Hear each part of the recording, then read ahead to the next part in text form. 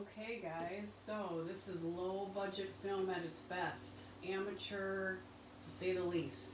But I thought I'd give it a shot. So what I'm going to talk about is anemia for this video. Alright, so I wrote a few things down just because I want to make this efficient and quick for you guys.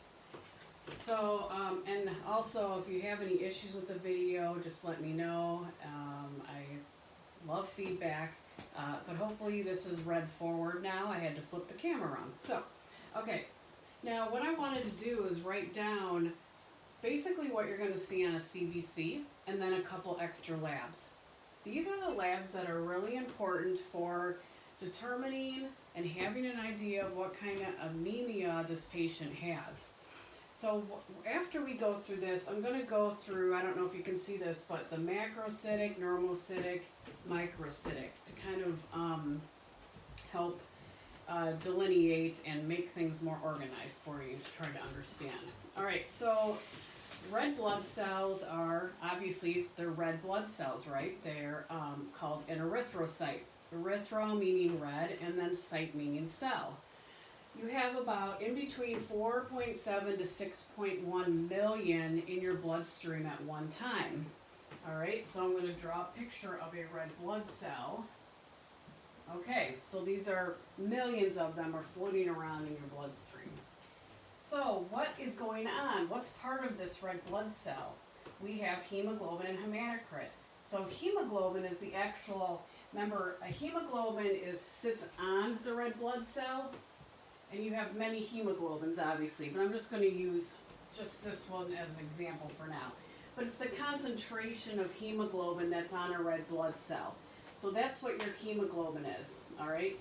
And it's between 12.6 and 17.4. Now, it varies per lab, and males tend to run a little bit higher than females do. But I just put that as an average. Then we have the hematocrit. So that goes in percent.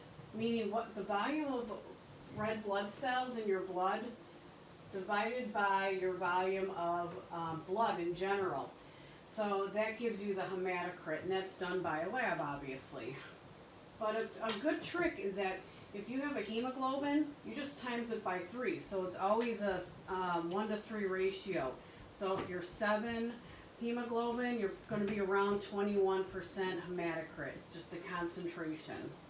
So for an example, let's do your blood here. So you have, let's say, a test tube of blood. I think you can see that over there. Yes, okay. And you have red blood cells here, or, yeah, we'll just put red blood cells here. But then what's the rest of it? It's going to be plasma. So that's basically what your hematocrit is doing, the ratio between the volume of RBCs versus the volume of blood or plasma that's giving you the hematocrit. And that's always, most of the time, because you have your hemoglobin that sits on here, and that's going to be a 1 to 3 ratio between this and that. Okay? You don't have to memorize this or know this. You do have to memorize the values. You don't have to know all these background things for an exam, but it's good to understand why, what's happening in the body with anemia. Now we have the MCV and the MCH.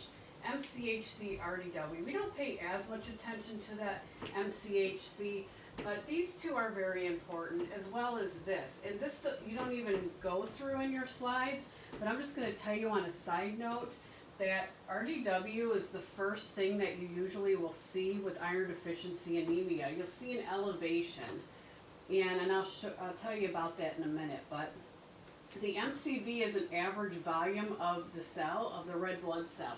So it's either microcytic or macrocytic. So what does it look like? It's going to either be small, or it's going to be large, all right? So what does that red blood cell look like? Is it small or is it large? Macro or micro? And then the MCH is the average weight of hemoglobin per cell. And so this is a good example up here. So you have the red blood cells here, and then how much does this weigh compared to the cell in general. But really what the main thing is to watch what these values are doing in relation to these. So these 4 things are really important, and it'll give you a good idea of if it's a megaloblastic or macrocytic anemia versus a microcytic anemia or a normocytic anemia. All right, these are some extra labs that get drawn. If these are abnormal, then we usually order these labs. We also order total iron binding capacity, which I won't go into detail with, but ferritin level is a protein and it contains iron. So someone that is iron deficient will have a low ferritin level, and that will tell me that they don't have enough iron in their system and it's not attaching to the proteins.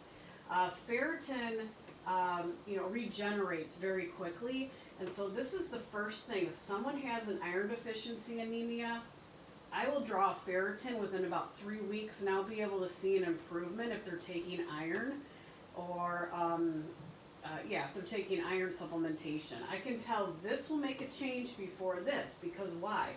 Because these take 90 days to recycle itself, okay?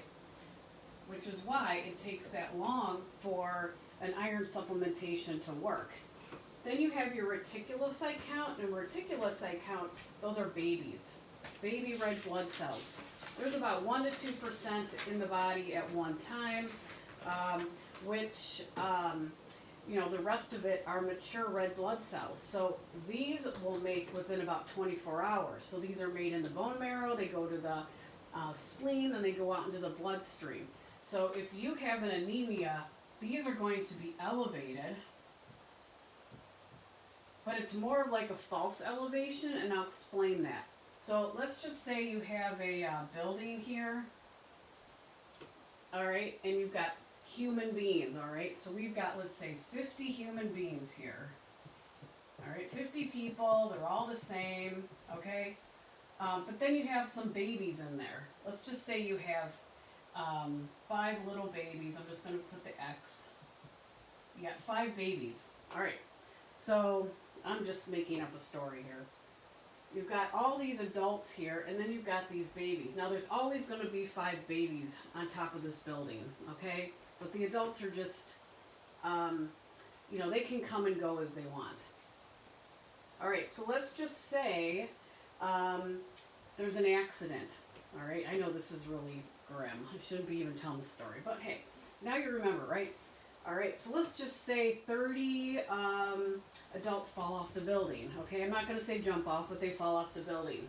All right, now you only have, let's just say 10 people left, but you still have the babies.